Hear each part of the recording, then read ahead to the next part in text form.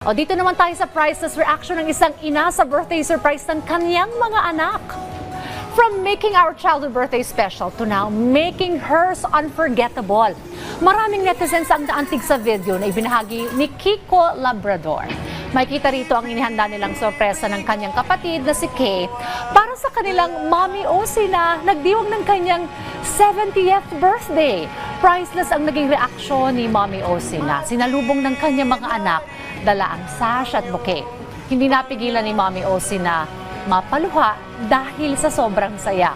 Kung dati ay siya ang naghahanda ng birthday party para sa kanyang mga anak, aba ngayon naman ay ang kanyang dalawang anak ang may pa-surprise celebration sa kanya. Mayroon na mahigit 600,000 views mula sa mga netizens na na-touch sa video. Ang viral video na ito ay nagpapakita ng kahalagahan ng pagpapakita ng pagmamahal at pasalamat sa ating mga magulang.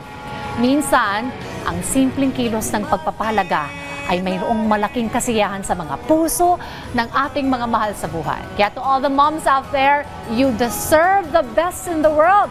At happy birthday, Mommy OC. O talaga namang deserve na mga mothers out there ang pagmamahal mula sa kanilang mga anak. Biruin ninyo, nung simula bata hanggang pagtanda natin sila nagpe-prepare ng ating birthday celebration ngayon. It's time for them na sila naman ang ma-feel na very special sila sa ating mga anak. Happy birthday, Mommy Aussie!